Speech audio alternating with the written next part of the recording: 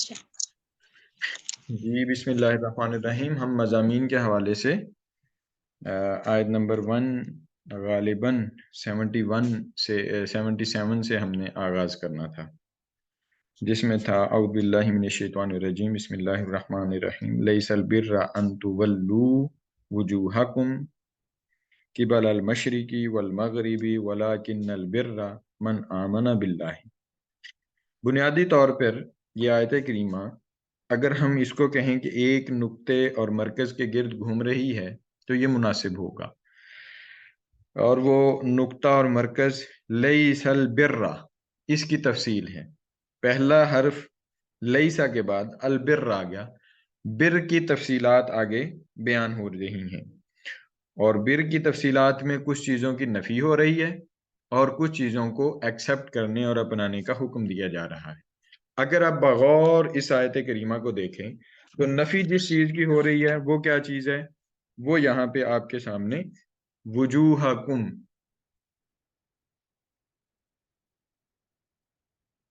ایک سیکنڈ جی.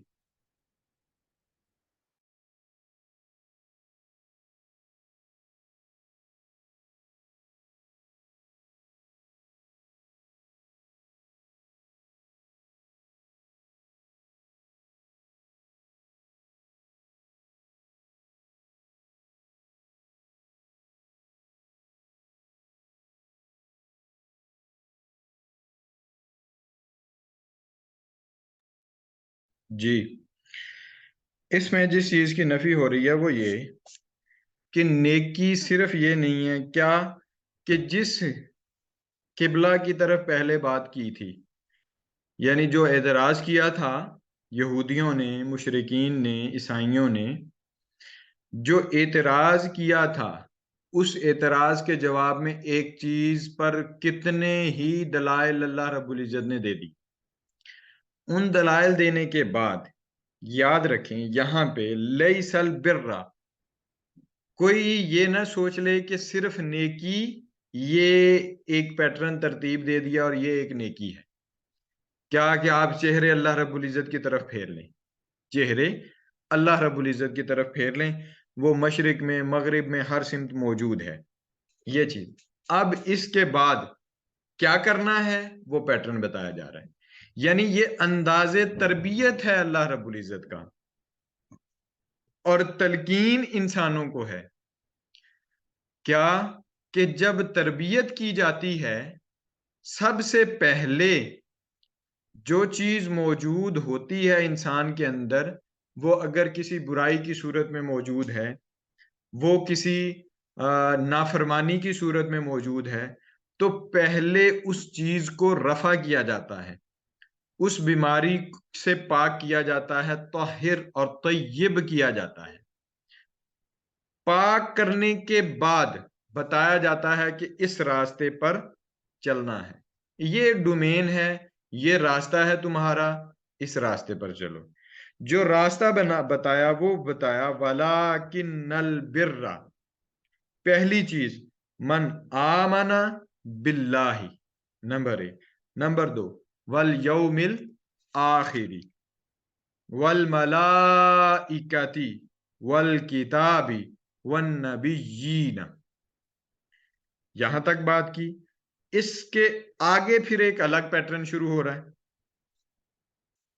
فرشتوں پر ایمان، اللہ پر ایمان، قیامت پر ایمان، فرشتوں پر ایمان، اور اس کے ساتھ ساتھ پیغمبروں پر ایمان، کتاب پر ایمان. یہ چیزیں بتائیں کہ ان چیزوں پر ایمان لانا ہے، نبیوں پر ایمان لانا ہے. اب ایمان دیکھیں تو ایمان کے چند اجزاء بیان ہو رہے ہیں. من آمنا، دوسری تفصیل یہی آمنا کے تحت ایمان کے اجزاء بیان ہو رہے ہیں کہ ایمان کن کن چیزوں پر لانا ہے. آگے میں تھوڑا سا چل کے پھر میں ٹیکنیکلی یہاں پہ بات سمجھا دوں گا. 2 چیزوں کا ذکر ہے، مال کا بھی آ رہا ہے، ایمان کا بھی آ رہا ہے. آپس میں تعلق کیا ہے؟ آپس میں تعلق کیا ہے؟ پھر اس سارے کا تعلق نیکی کے ساتھ کیا ہے؟ اگر ہم اب ایمان کی تعریف اور تفصیل دیکھیں تو ایمان کے بنیادی اجزاء یہی ایمان کی تعریف ہے، یہی ایمان کی تفصیل ہے۔ پہلی چیز ایمان باللہ۔ ایمان باللہ کیا ہے؟ ایمان باللہ یہ ہے کہ اللہ رب العزت کی ذات یکتا ہے، وہی اس دنیا میں جو کچھ ہو رہا ہے، اس آخرت میں جو کچھ ہونا ہے، اس کی ذات اور اس کی صفات، ان کو ماننے کا نام ایمان باللہ ہے، یعنی اللہ رب العزت پر ایمان ہے۔ اور اس میں کسی کو شریک ٹھہرانا یہ ظلم ہے، یہ ظلم ہے، اور اس ظلم کی معافی نہیں ہے۔ ان الشرک لظلم عظیم، کہ شرک جو ہے یہ بہت بڑا ظلم ہے۔ بہت ساری آیات کریمہ اس چیز پہ دلالت کرتی ہیں، ہم دیکھتے بھی آ رہے ہیں۔ آسان ترین جو میں پہلے بھی مثال دیا کرتا ہوں، آج پھر دیتا ہوں، آسان ترین سورہ مبارکہ جو ہر شخص کو ازبر ہے، یاد ہے، اور میرا نہیں خیال کہ 90% یا 99% مسلمانوں کو وہ یاد نہ ہو، یعنی ان میں سے ایسے لوگ ہوں جن کو یاد نہ ہو۔ سب کو یاد ہوتی ہے، نماز میں پڑھتے ہیں، سورہ اخلاص، قل هو اللہ احد۔ یہاں احد کا معنی ایک نہیں ہے، وجہ یہ ہے کہ ایک کا بھی آدھا ہو جاتا ہے۔ یہاں احد کا معنی یکتا ہے، جس کا کوئی آدھا نہیں ہوتا، یہ ایمان باللہ ہے۔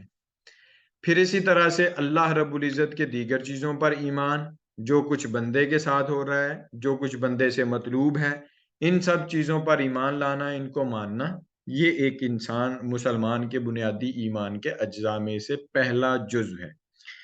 دوسری چیز ایمان بالآخرت ہے۔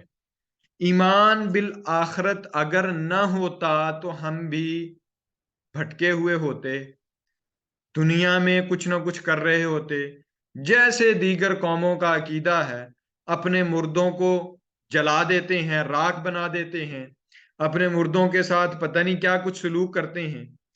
اگر ہمارا یہ عقیدہ آخرت نہ ہوتا تو ہم بھی کوئی اس طرح کا عمل کر رہے ہوتے۔ عقیدہ آخرت یہ ہے کہ یہ جو جزا اور سزا، جنت اور دوزخ، یہ جو چیزیں اللہ رب العزت نے بنائی ہیں، ان سب چیزوں پر ایمان لانا، مالکی یوم الدین، جو پہلی ہی سورہ مبارکہ میں اللہ رب العزت نے فرمایا کہ وہ یوم جزا کا مالک ہے، اس سے مراد وہ آخرت ہے، اور اس پر کہ اس دن میزان لگے گا، حساب کتاب ہوگا، اعمال تولے جائیں گے، زیادہ اعمال جن کے نیکیوں والے ہوں گے ان کو جنت، اور جن کے برائیوں والے ہوں گے ان کو دوزخ دی جائے گی۔ تو یہ جنت اور دوزخ کا پورا کانسیپٹ، یہ اگر اس کو مانیں گے تو پھر ہم سے یہ جتنے تقاضے ہو رہے ہیں، اوامر نواہی دونوں چیزیں، ان کو ہم بجا لائیں گے۔ اگر قیامت پر یقین نہ ہو تو کون مشکلات میں پڑے؟ اتنی سردی میں وضو کون کرے؟ اتنی سردی میں وضو کون کرے؟ کون اٹھے اتنی، یعنی ٹھنڈ میں اگر وہ رضائی میں ہے تو کون فجر کے وقت اٹھتا ہے؟ اگر ہم فجر کے وقت رضائی سے اٹھتے ہیں، اتنی سردی کی شدت میں ہم وضو کرتے ہیں اور نماز پڑھتے ہیں، تو پیچھے ایک ہی چیز کار فرما ہوتی ہے، اور وہ ہوتا ہے آپ کا عقیدہ اللہ رب العزت کے متعلق، آخرت کے متعلق۔ وہ آپ کا عقیدہ ہوتا ہے جس کی بیس پہ آپ کیا کر رہے ہوتے ہیں؟ وہ سارے اعمال کر رہے ہوتے ہیں۔ اندازہ کریں اس بات کا، کہ میرے ذہن میں یہ بات آئی، اندازہ کریں کہ لاکھوں اربوں روپے کی قربانیاں ہر سال کر دیتے ہیں، یعنی غریب سے غریب بھی کوئی ہو تو خواہش اس کی ہوتی ہے کہ میں قربانی کروں، کرنا جانور ذبح ہے، اس پہ پیسے خرچ ہونے ہیں اربوں روپے کی۔ بھئی پیچھے کیا چیز کار فرما ہے؟ کیا چیز؟ وہ عقیدہ ہے کہ اللہ رب العزت نے آقا علیہ الصلوۃ والسلام کے ذریعے سے اپنے نبی کی سنت کو زندہ رکھنے کے لیے مسلمانوں کو ایک عقیدہ دے دیا کہ مسلمانوں اس دن یہ عمل کیا کرو، تو ہم سب کے سب عید الاضحیٰ پہ کروڑوں اربوں روپے کی قربانیاں کر دیتے ہیں۔ پیچھے کیا چیز ہے؟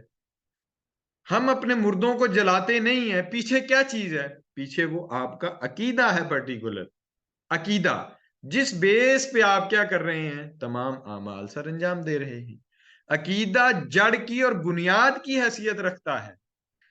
آپ دیکھیں ایک عمارت ہے، اگر اس کی آپ بنیادیں مضبوط نہیں بنائیں گے، اس پہ ایک بلڈنگ اور ایک فلور آپ بنا لیں گے، پھر بات ختم۔ اوپر کچھ اور بنانے کی کوشش کریں گے تو نیچے والا منہدم ہو جائے گا، گر جائے گا، کیونکہ بنیاد مضبوط نہیں ہے۔ عقیدہ بنیاد کی حیثیت رکھتا ہے، اور ایسی بنیاد اور بیس بنائی جائے کہ جس کے اوپر آپ فلور پہ فلور بناتے جائیں، اوپر آپ منزلیں بناتے جائیں، اور بنیاد پر کوئی اثر نہ ہو۔ اب یہ عقیدہ آپ کا ہوتا ہے کہ جس کی بنیاد پر آپ کی نمازیں، آپ کے روزے، آپ کے اعمال، آپ کی ساری چیزیں قبول ہو رہی ہوتی ہیں۔ ساری چیزیں بیس کون سی چیز کرتی ہے؟ وہ عقیدہ کرتا ہے۔ وہ توحید باری تعالیٰ اللہ کے متعلق، وہ قیامت کے متعلق، وہ رسولوں اور پیغمبروں کے متعلق، وہ قرآن کے متعلق، وہ آسمانی کتابوں کے متعلق، اور دیگر جتنے بھی انبیاء ہیں ان کے متعلق۔ تو یہ بنیاد بیسیکلی ہوتی ہے۔ پھر اسی طرح سے ایمان بالملائکہ، ایمان کے اجزاء میں سے یہ جز بھی ہے، بنیادی ارکان میں سے یہ رکن ہے۔ ایمان بالملائکہ، ایمان بالکتب، اور پھر اسی طرح سے ایمان بالرسل۔ ایمان بالکتب، کتب سے مراد کو تمام کتب سماویہ جو اللہ رب العزت کی طرف سے پیغمبروں کو ملی ہیں۔ یہ پہلا عنصر ہے نیکی کا۔ بڑی خوبصورت ترتیب، یہاں میں تفسیر منہاج القرآن سے یہ بات آپ سے شیئر کر رہا ہوں۔ بڑی خوبصورت ترتیب کہ نیکی کے عناصر میں سے البر کا جو کنیکٹیوٹی ہے، جو تعلق ہے، اس میں سے پہلی چیز ایمان کا درست ہونا ہے۔ آگے جتنے اعمال آئیں گے، یعنی وہ اس میں اطاعت المال کا ہوا ہے، اور پھر اسی طرح سے جتنے بھی مصارف ہیں، جتنے بھی جو خیر کے مصارف ہیں ان کا ذکر ہے، وہ ساری چیزیں تو قبول ہی تب، صدقہ، خیرات، نماز، روزہ، زکوٰۃ، حج، ہر چیز قبول تب ہوگی جب آپ کا ایمان اور عقیدہ درست ہوگا۔ آپ دیکھیں دنیا میں لوگ کام کرتے ہیں، کسی نے ہاسپٹل بنا دیا، کسی نے اسکول کالج بنا دیا، کسی نے کچھ بنا دیا، کسی نے کچھ بنا دیا، چل رہے ہیں، بلڈنگز بنی ہوئی ہیں، لوگ استفادہ کر رہے ہیں، جا رہے ہیں، معاملات کر رہے ہیں، لیکن اس کا فائدہ یہی دنیا میں ان کو مل رہا ہے، اور وہ یہ کہ ان کے نام سے وہ چل رہا ہے تو ان کی شہرت ہے، یا اور کسی صورت میں ہو سکتا ہے آخرت میں ان کا کوئی حصہ نہیں ہے۔ کیوں؟ کہ ان کا اس ذات پر ایمان نہیں ہے۔ 100 انسانیت کے درس دیتے رہیں، 100 چیزیں کرتے رہیں، جب تک بیس مضبوط نہیں ہے تو قطعاً یہ ہو نہیں سکتا کہ کیا ہو، کہ اللہ رب العزت ان سے راضی ہو، کیونکہ شرط پہلی یہ ہے کہ نیکی بیس ہی ایمان پہ کرتی ہے۔ ایمان نکل جائے، نیکی جتنی مرضی کرتے رہو، اس نے کیا کرنا ہے نیکیوں کو؟ نیکیاں چاہیے ہوتی تو آٹومیٹ مشینیں وہ فرشتوں کی صورت میں بنی ہوئی ہیں، تسبیح اس کی بہت کر رہے ہیں، اس کو ضرورت نہیں ہے، لیکن جو چیز ڈیمانڈ ہے اس کے آگے عاجزی ہے، اس کے آگے جھکنا ہے، اس کو ایک ماننا ہے، اس کو یکتا ماننا ہے، اس کو اللہ ماننا ہے، اس کو مالک اور خالق ماننا ہے۔ اس نے چاہا میں جانا جاؤں تو اس کو جاننے کی کوشش کرنا ہے۔ یہ جو نشانیاں، نعمتیں، اسرار، رموز ہمارے ارد گرد موجود ہیں سارے، ان سب کو ماننا، اور ان سب کے ذریعے سے اللہ رب العزت کو ماننا کہ یہ بنانے والی ذات ایک ہے، ان کو ترتیب دینے والی، ہم تک پہنچانے والی ذات ایک ہے۔ تو اس ذات کو تو نیکی بیس کرتی ہے کس پہ؟ یاد رکھیں، عقیدے پہ، ایمان پہ۔ ایمان کے اجزاء میں ایمان باللہ، ایمان بالآخرت، ایمان بالملائکہ، ایمان بالکتب، اور ایمان بالرسل ہے۔ نمبر 2، اس میں جو چیز بیان ہو رہی ہے وہ یہ، اس آیت کریمہ میں وَآتَ الْمَالَ عَلَىٰ حُبِّهِ ذَوِي الْقُرْبَىٰ وَالْيَتَامَىٰ وَالْمَسَاكِينَ وابن السبیل والسائلین وفی الرقاب۔ اب یہ توحید اور عقیدے کے فوری بعد اندازہ کر لیں حقوق العباد ہے، حقوق العباد ہے۔ کوئی لاکھ کہتا پھرے کہ نماز نہیں پڑھتا اور تشدد کرے، وہ کبھی بھی اس قدر ایماندار نہیں ہو سکتا قرآن کی اس آیت کی روح سے کہ اگر وہ کسی کا حق کھانے والا ہے، کسی پر غضب ناک ہونے والا ہے، وہ کسی سے اس کا حق چھیننے والا ہے، وہ بندہ 100 نمازیں پڑھتا پھرے، اپنے آپ کو عابدوں اور زاہدوں میں شمار کرے، کوئی شمار اس کا نہیں ہوگا۔ ترتیب آیات یہ ہے کہ نیکی کرنی ہے، نیکی کی تفصیل میں ایمان ہے، ایمان تب ملے گا جب کیا ہوگا، آپ کے مال میں دوسروں کا جو حصہ ہے، اور مال کی میں نے آپ کو سامنے تفصیل کے ساتھ بیان کیا تھا سورہ البقرہ کا جب آغاز تھا، اس میں ہم نے تفصیل کے ساتھ بیان کیا تھا کہ رزق کیا ہوتا ہے، رزق کے متعلق کیا چیزیں ہیں، کون کون سی چیزیں ہیں۔ تو جب آپ نے وہ کرنا ہے تو حقوق العباد دوسری چیز ہے، حقوق العباد ادا ہوں گے تو آپ کا نماز، روزہ اور زکوٰۃ، حج۔ اسی آیت کریمہ میں آگے جا کے صلات کا اور زکوٰۃ کا حکم ہے، صلات کا اور زکوٰۃ کا اوبلیگیٹریز چیزوں کا ذکر آگے آ رہا ہے۔ تو دوسری یہ چیز، نیکی کا جو بنیادی دوسرا عنصر ہے وہ حب الہی میں ایتائے مال ہے، اس سے مراد انفاق ہے، اور انفاق فی سبیل اللہ ہے، انفاق فی سبیل اللہ ہے۔ اور اس کے پھر آگے بنیادی جو مصارف ہیں، جو خیر، مصارف خیر ہیں، ان کا بھی ذکر کر دیا۔ پہلا جو ذکر کیا وہ قریبی رشتہ داروں کا ذکر کیا، سب سے پہلا حق آپ کے قریبی رشتہ داروں کا ہے۔ ایویں ہی بانٹتے پھریں، لوگوں میں دکھاوا کرتے پھریں، لوگوں کو دیتے پھریں، کوئی فائدہ نہیں ہے بھائی۔ پہلی چیز یہ ہے کہ آپ کے قریبی رشتہ دار آپ سے کتنے خوش ہیں۔ قریبی رشتہ داروں کو تو آپ دے کے کچھ راضی نہ ہوں اور باہر آپ نے ڈنڈورے پیٹے ہوں اپنے انفاق کے، انفاق فی سبیل اللہ کے، تو یہ بات ایسی غلط ہے۔ جو ہونا چاہیے وہ یہ ہے کہ قریبی رشتہ داروں کو، اس کے بعد یتیموں کا حق ہے، اس کے بعد مساکین کا یعنی محتاج اور بے سہارا جو لوگ ہیں ان کا حق ہے، اس کے بعد مسافروں کا حق ہے، پھر اسی کے بعد جو مستحق سائلین، سوال کرنے والے ہیں، ان کا حق ہے، اور پھر اسی طرح سے غلاموں کی آزادی اور بحالی میں بھی اس کا حق ہے کہ جو آپ کا مال ہے وہ آپ نے کرنا ہے۔ پھر اس کے بعد آگے عناصر جو نیکی کے آ رہے ہیں، البر کے، لیس البر، اس کے جو عناصر آگے آ رہے ہیں، اس میں جو تیسرا عنصر ہے وہ ہے اقامت صلاۃ، نماز قائم کرنا۔ کیسے ہوتی ہے بتا چکا ہوں، دو طرح کی نماز، دو چیزیں ہوتی ہیں اس میں، خشوع و خضوع کے ساتھ نماز کو پڑھنا، اس کے پورے جو اہتمام کے ساتھ اس کو پڑھنا، جتنی چیزیں اس کے لیے ضرورت ہیں ان سب کو کر کے، جو جو احکامات ہیں ان سب کو بجا لا کے پڑھنا، یہ اقامت صلاۃ ہے۔ اس کی روح کو پا لینا، یعنی نماز میں معرفت الہی کو ڈھونڈنا، یہ جاننا کہ اللہ رب العزت کو میں دیکھ رہا ہوں، ایسی کیفیت نماز میں پیدا ہو جائے۔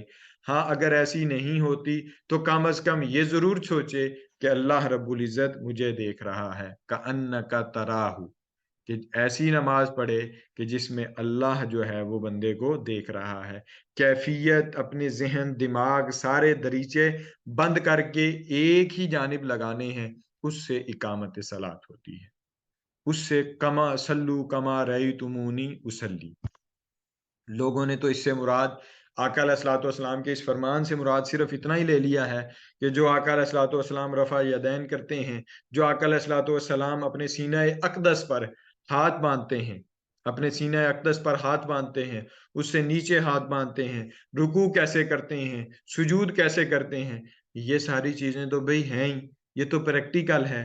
لیکن اس پریکٹیکل کے اندر جو چھپا خضوع و خضوع ہے، جو اللہ رب العزت کے ساتھ معرفت اور تعلق کا ایک ذریعہ ہے نماز، اس میں آقا علیہ الصلوۃ والسلام کی کیفیت بھی آقا علیہ الصلوۃ والسلام کے اسی فرمان میں آتی ہے کہ صلو कमा रअयतुमूनी उसल्ली, नमाज ऐसे पढ़ो जैसे मुझे पढ़ता हुआ देखते हो। उससे मुराद सिर्फ ये इशारे तो नहीं है, ये बार बार नीचे होना, ऊपर होना, सजदा करना, तशहुद पे बैठना, सलाम फेरना, ये तो नहीं है। इसमें सूरह फातिहा की तिलावत करना, कोई दूसरी सूरत मिलाना, तस्बीहात पढ़ना, सुबहान रब्बी अल आला कहना, सुबहान रब्बी अल आला कहना, और इसी तरह से दीगर जो चीज़ें हैं नमाज की, उन चीज़ों को बजा लाना और कहना, ये तो डिमांड उस तरह से ही था। और फिर इसके अंदर जो छुपी हुई रूह है उसको भी पा लेना, और उसको भी यानी आका अलैहिस्सलातु वस्सलाम का जो तरीका था नमाज पढ़ने का, उस तरीके पे नमाज को पढ़ना, ये चीज़ इंतहाई अहमियत की हामिल थी और अहम है, उसको हमने। फिर इसी तरह से नेकी का जो चौथा अंसर है वो ज़कात अदा करना। 2.5 जो है वो ज़कात का हिस्सा है। तफसील में हम जब आगे चल के जाएंगे और फिक की बहस में हम पढ़ेंगे कितनी देनी है, कब देनी है, ऊँट की कितनी है, बकरी की कितनी है, सोने चांदी की कितनी है, और इसका मेयार कितना है। लेकिन ओवरऑल इसका कुल्लिया याद रखें कि अपने कुल माल में से 2.5% जो है वो साल गुजरने के बाद 2.5% जो है वो आपने जो मसारफ ज़कात है उन पर खर्च करना है और उनको देना है। फिर इसी तरह से नेकी का जो पांचवा अंसर है वो इफ़ाए अहद है, वादे की पाबंदी है। वो वादा आपने अल्लाह रब्बुल इज़्ज़त से किया हो या अल्लाह रब्बुल इज़्ज़त के किसी बंदे से किया हो, उसकी तफसीलात में ये सारी चीज़ें आ जाती हैं कि उन इफ़ाए अहद करना है। फिर इसी तरह से नेकी का जो छठा अंसर है वो मुसीबत और तकलीफ में सब्र है। यानी जब दीन की राह पे कोई चलता है तो मुसीबतें और परेशानियां उसको घेर लेती हैं। यकीनन आप लोग जब कुरान मजीद पढ़ते हैं तो जैसे तैमूर भाई को नींद आ जाती है, इसी तरह से नींद का गलबा भी बाज़ औक़ात आ जाता है, झटके भी लगते हैं। मुझे अंदाज़ा है इस चीज़ का, क्योंकि जब हम किसी को सुन रहे होते हैं तो यकीनन वहां पे लग रहा होता है कि ये बहुत लंबी बात हो रही है और पता नहीं क्या क्या कुछ हमें इसने आज ही सारा कुछ बता देना है। तो यकीनन ये रुकावटें होती हैं, सुस्ती होती है, काहली होती है, इसी तरह से दीगर चीज़ें होती हैं, और मुसीबतें और परेशानियाँ होती हैं, घर की तरफ से होती हैं। उन सारी चीज़ों से बचना और उन सारी चीज़ों पर क्या करना, एक कुल्लिया सब्र की सूरत में सब्र करना। फिर इसी तरह से नेकी का 7वां अंसर है कि हालत जंगो जिहाद में सब्र करना। ये वही लैसल बिर्रा की तफसील में अगली चीज़ है कि हालत जंगो जिहाद में सब्र करे और सब्र करे। और फिर इसी तरह से नेकी का जो 8वां अंसर है उसमें सदाकत और रास्तगोई, सच बोलना सच बोलना और हक बोलना, ये दो आपके जबान पे होने चाहिए। सच बोलना, फजूल गोई न करना, काम की बात करना, जितनी जरूरत है उतनी करना। और औलिया अल्लाह का ये शेवा है कि हमेशा वो कहते हैं कि एक तो कम खाना चाहिए, दूसरा कम सोना चाहिए, तीसरा कम बोलना चाहिए। ये तीन चीजें जिस इंसान के अंदर आ जाती हैं वो सूफी बन जाता है, वो अल्लाह रब्बुल इज़्ज़त के अहकामात पर अमल करने वाला बन जाता है। भई वो ना ज़्यादा खाएगा तो ना ज़्यादा सोएगा, अगर ज़्यादा खाएगा तो ज़्यादा सोएगा। इसी तरह से बोलने के साथ भी है कि वो ये 3 चीज़ें सख्ती से इन पर अमल कर ले, कम गोई, कम खाना, और तीसरी चीज़ क्या है? कम गोई, कम खाना और कम सोना। 3 चीज़ें आज के लेसन में कम से कम ये 3 चीज़ें याद रख लें। जिस कदर किसी का बस हो, जिस कदर वो इस पे अमल कर सके तो ज़रूर करने की कोशिश करे। फिर इसी तरह से नेकी का 9वां अंसर जो है, 9वां अंसर वो तकवा और परहेज़गारी है। तकवा और परहेज़गारी इख्तियार करना। तकवा और परहेज़गारी यही है कि जब आप सच बोलेंगे, रास्तबाज़ होंगे आप, रास्तबाज़ी करेंगे, कम खाएँगे, कम सोएँगे, तो उस पे यकीनन ये तकवा की डेफ़िनेशन में से है। तकवा की एक डेफ़िनेशन शुरू में हमने कर ली थी, अब यहाँ पे फिर तकवा और परहेज़गारी है। इससे मुराद डरना भी है, और डरना ये नहीं है कि अल्लाह रब्बुल इज़्ज़त ने कोई लाठी उठाई हुई है तो मारेगा, ऐसी बात नहीं है।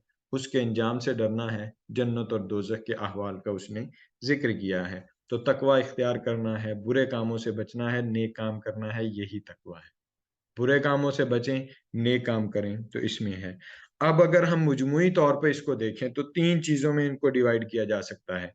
नंबर 1 अकीदे का दुरुस्त होना, नंबर 2 उस पर फिर अमल होना, नंबर 3 آپ کے اخلاق کا اچھا ہونا، آپ کے اخلاق کا اچھا ہونا، یہ 3 چیزیں اگر کسی انسان کے اندر ہیں، اس کا عقیدہ درست ہے، اس کا عمل بھی ہے، اور عمل کے ساتھ اخلاق بھی ہے، تو وہ اللہ رب العزت کے جو مقرب بندے ہیں ان بندوں میں سے ہے، اور اس کے لیے کیا ہے؟ اللہ رب العزت کی نعمتیں ہیں، اس کے لیے جنتیں ہیں، اور اس کے لیے ہی تمام جو انعامات ہیں وہ ہیں۔ اب آگے چلتے ہوئے اگلی آیت کو لیتا ہوں، اور اس میں یہ چونکہ آیت بھی طویل تھی اور اس میں احکامات بھی طویل تھے، اس کو ہم نے بڑی تسلی کے ساتھ سمجھ لیا۔ آپ میں سے کسی کا اس میں سے کوشچن ہے تو وہ ضرور کر سکتا ہے۔ یہ کوئی خطاب کی صورت نہیں ہوتی، میں بار بار ایک چیز عرض کرتا ہوں کہ اس میں آپ مجھ سے روک کے بات پوچھ سکتے ہیں، بتا سکتے ہیں، کوئی چیز سمجھ نہیں آ رہی تو اس کو سمجھ سکتے ہیں۔ تو یہ بارہا میں کہہ رہا ہوں کہ یہ کلاس کی صورت ہوتی ہے، خطاب کی صورت نہیں ہوتی۔ خطاب اس میں قطعاً مقصود نہیں ہوتا۔ تو اگر کسی کو یہ فیل ہو کہ یہ خطاب ایک طرف سے ہو رہا ہے تو وہ یقیناً پھر یہ بھی اچھی بات نہیں ہوگی۔ آپ لوگوں کو چاہیے کہ مجھے آگاہ کریں اور بتائیں اور پوچھیں، اس میں سے جس چیز کی سمجھ نہیں آ رہی اس چیز کو پوچھیں، میں انشاءاللہ جس قدر اللہ رب العزت نے چاہا تو اس میں سے جو ہے وہ چیزوں کو بتانے کی کوشش کروں گا۔ ہاں، اگلی آیت کریمہ ہے وَلَكُمْ سوری اگلی آیت کریمہ جو ہے وہ ہمارے پاس ہے، یا ایھا الذین آمنوا کتب علیکم القصاص فی القتلى الحر بالحر حر والعبد بالعبد والانثى بالانثى فمن عفی له من اخیہ شیء اتباع بالمعروف واداء الیہ باحسان ذالک تخفیف من ربکم ورحمۃ فمن اعتدى بعد ذالک فلہ عذاب عظیم۔ قصاص کے بارے میں ایک ہی بات عرض کر کے پھر اس کے بعد ہم کلاس کا اختتام کریں گے۔ قصاص کیا ہے؟ بیسیکلی یہ قصاص یعنی اگر ترجمہ پڑھیں تو اے ایمان والو، تم پر ان کے خون کا بدلہ قصاص فرض کیا گیا ہے، جو ناحق قتل کیے جائیں، آزاد کے بدلے آزاد اور غلام کے بدلے غلام اور عورت کے بدلے عورت، پھر اگر اس کو یعنی قاتل کو اس کے بھائی یعنی مقتول کے وارث کی طرف سے کچھ یعنی قصاص معاف کر دیا جائے تو چاہیے کہ بھلے دستور کے مطابق موافق پیروی کی جائے اور خون بہا کو اچھے طریقے سے اس مقتول کے وارث تک پہنچا دیا جائے۔ یہ تمہارے رب کی طرف سے رعایت اور مہربانی ہے۔ سنیریو کو تھوڑا سا ذہن میں رکھیں۔ جس وقت یہ آیات کریمہ نازل ہو رہی ہیں، آپ سب کے علم میں ہے کہ وہ زمانہ جاہلیت تھا۔ حضور کے آنے سے پہلے جو حالات تھے، اگر کسی کے اونٹ کی ٹانگ بھی کٹ گئی ہے تو 100 سال تک جو ہے وہ قتل ہوتا رہتا تھا۔ 100 سال تک لوگ ایک دوسرے کو قتل کرتے رہتے تھے، اس خاندان کے اس کو، اس خاندان کے اس کو، تو بعد درمیان میں کسی بکری کی نکل آتی تھی یا کسی اونٹ کی نکل آتی تھی۔ اسلام آیا، جہالتوں کا خاتمہ ہوا، حضور آئے، تمام طرف روشنیاں پھیلی۔ اب پر امن ماحول کے لیے یہ ایک قاعدہ کلیہ دیا، یعنی ان کے ہاں ایسا تھا کہ اگر غلام کسی کا قتل کر دیا گیا ہے تو کوئی نہیں، خیر ہے، اور اگر وہ قتل کر دیا گیا ہے آقاؤں میں سے تو پھر خاندان کے خاندان صدیوں لڑتے تھے اور قتل و غارت کرتے تھے، پھر اسی میں اپنی عزت اور اسی میں اپنا وقار اور اسی میں اپنی غیرت دیکھتے تھے، جبکہ یہ بات بالکل غلط تھی۔ اسلام نے اس کو ٹوٹلی کنڈم کیا۔ اسلام نے کہا ایسی بات نہیں ہے، قصاص کا جو پیٹرن ہے وہ دیا اسلام نے، اور اسلام نے کہا کہ جو کوئی جان بوجھ کے کسی غلام کو قتل کرے گا تو جو قتل کرے گا اسی کو واپسی قتل کیا جائے گا، اور یہ تمہارے اوپر لازم چیز ہے۔ یہ بیسیکلی امن قائم کرنے کے لیے ہے، یعنی خاندان میں سے کسی اور کو قتل نہیں کیا جائے گا، اس پرٹیکولر ایک شخص کو قتل کیا جائے گا۔ وہ کیا کرے؟ اگر وہ غلاموں میں سے ہے تو غلام قتل کیا جائے گا، اگر وہ سرداروں اور آقاؤں میں سے ہے تو ان میں سے کسی کو قتل کیا جائے گا، تو ایک کے بدلے ایک۔ اسی طرح سے پھر دیگر بھی ہے، آگے چل کے سورہ مائدہ میں ہماری یہ بحث تفصیل کے ساتھ آئے گی۔ یہاں میں صرف آپ کو قتل کی اقسام کے طور پہ چند چیزیں بتا دیتا ہوں کہ قتل کی اقسام کون سی ہیں۔ قتل ایک تو ہوتا ہے عمد، آپ لکھ لیں اگر لکھنے کی سہولت بلکہ ہونی چاہیے، میں نے سب پہ لازم کیا ہوا ہے کہ آپ کے پاس قلم ہونا چاہیے، باوضو ہونے چاہیے اور قرآن مجید ہونا چاہیے۔ باوجہ مجبوری اگر کسی کے پاس نہیں ہے تو وہ ایکسیپشنز جو ہیں وہ ہر وقت ہوتی ہیں۔ قتل عمد، ارادے کے ساتھ قتل کرنا، کہ اگر آپ نے ارادہ کیا، ارادے میں آپ نے اس طرح کا ہتھیار بھی اٹھایا کہ جس سے قتل ہو جانا ہے، تو یقیناً وہ بہت بڑا گناہ ہے، اور اس کے بدلے میں کیا ہے، وہ آپ کو ہر صورت جو ہے وہ دوسرے شخص کو یا قتل کرنا ہے یا بدلے قصاص میں دیت دینی ہے یا اس کو قتل کرنا ہے۔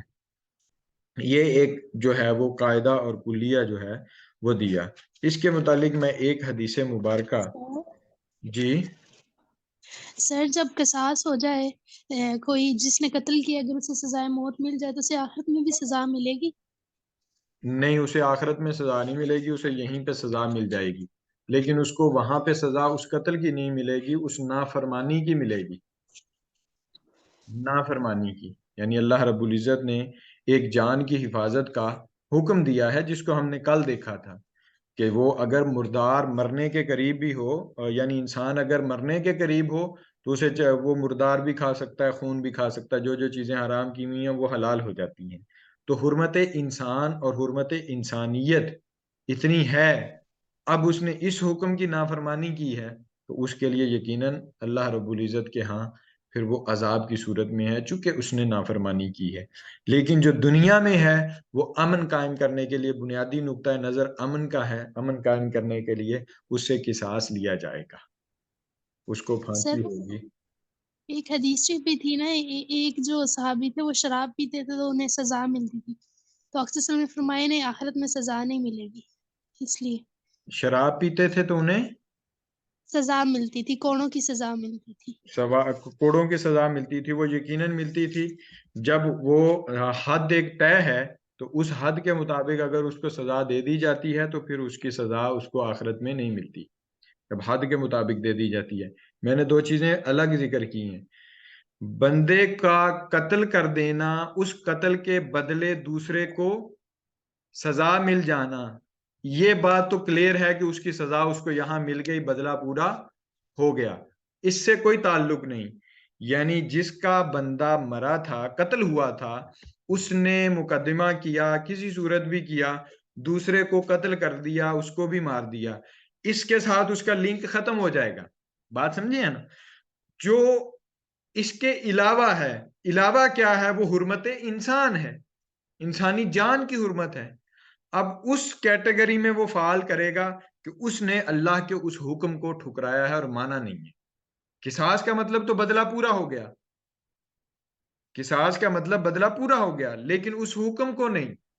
ٹھیک، اب اگر کوئی شراب پینے والا شراب پی کے وہ مار تو کھا لیتا ہے، لیکن اگر کسی کا نقصان بھی ساتھ کرتا ہے، کسی کا نقصان بھی ساتھ کرتا ہے تو وہ ایک الگ کیس میں چلا جائے گا۔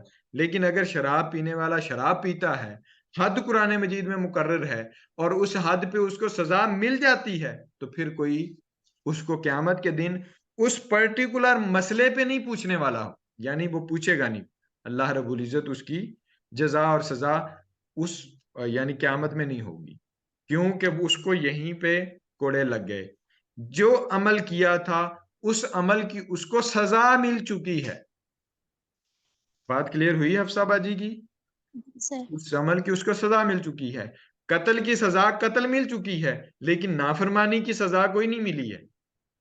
جی جو سر انسان کی جان کی حرمت، آگے چل کے یہ بات آئے گی مزید، اس کو میں ایلیبوریٹ کروں گا، بیان کروں گا، آگے چل کے یہ بات آئے گی انشاءاللہ، تو وہاں پہ بھی اس کو ہم ذکر کر لیں گے۔ پہلی چیز جو ہے وہ میں نے آپ سے عرض کر دی کہ یہ جو قتل عمد ہوتا ہے، ارادے سے قتل کرنا ہے، یہ جو ہے وہ گناہ کبیرہ کا مرتکب ہو جاتا ہے انسان، اور اس میں قصاص میں قتل کے طور پر قتل کیا جاتا ہے۔ تیسری چیز یہ ہے کہ اس میں اگر وہ رسا چاہیں تو وہ دیت لے سکتے ہیں، وہ دیت لے سکتے ہیں سر ایک کوشچن تھا، جی جی۔ یہ نیٹ ورک جب ڈسکنیکٹ ہوتا ہے تو کوئی امپورٹنٹ بات رہ جاتی ہے تو اس کا کیا سلوشن ہو سکتا ہے؟ آپ سے آڈیو شیئر کی جا سکتی ہے۔ ہاں چلیں یہ ٹھیک ہو گیا، وہ کافی دیر نا ڈسکنیکٹ رہا ہے تو یہ تفصیل درمیان میں ساری وہ جو ہے نا وہ نکل گئی۔ چلیں آپ سے یہ آڈیو شیئر کر دیں گے، کوئی ایشو نہیں ہے، گروپ میں شیئر کر دیں گے، آپ سے پرسنلی شیئر کر دیں گے، آڈیو شیئر کی جا سکتی ہے۔ تو مقتول کے جو چلیں ورثاء تھینک ہیں یو۔ ان کی شرائط پہ جو ہے وہ جتنا چاہیں، اب آگے جا کے اس کی تفصیل آئے گی، کل بتاؤں گا کہ قتل کی دیگر اقسام کتنی ہیں۔ ابھی چونکہ وقت ہمارا 1 منٹ رہ گیا، ختم ہو جائے گا، درمیان میں بات رہ جائے گی، تو میں اس کو یہیں پہ کمپلیٹ کر لوں۔ قتل عمد جو ارادے سے قتل کیا جائے اس کو کہتے ہیں، اور اس پر پورے کا پورا یا بندہ قتل کیا جائے گا جواب میں، یا دیت دی جائے گی۔ کتنی دیت ہوگی وہ آگے چل کے ڈسکس کروں گا، وہ خاص پرٹیکولر نام ہیں، اونٹوں کی تعداد ہے، کتنے دینے ہیں، بنت لبون ہے، بنت مخاد ہے، ابن لبون ہے، اور اسی طرح سے حکا ہے۔ تو یہ مختلف اقسام ہیں، کل ہم ان پر بات کر لیں گے کہ دیت ہے کتنی۔ لیکن دیت بھی ایک طریقہ ہے جان بچانے کا، انسانی جان بچانے کا۔ کل بتاؤں گا کہ اس میں کتنا بڑی حکمت مضمر ہے، کل انشاءاللہ مزید بات ہوگی۔ کوشچن ہے کسی کا تو وہ گروپ میں کر سکتا، ابھی چونکہ وقت ختم ہو جائے گا تو بلا جھجک کوشچن کر لیا کریں، کوئی ایسا ایشو نہیں ہے۔ آپ نہیں کرتے ہیں کوشچن، مجھے اس چیز کا بڑا ہی دکھ ہے، بڑا ہی دکھ ہے۔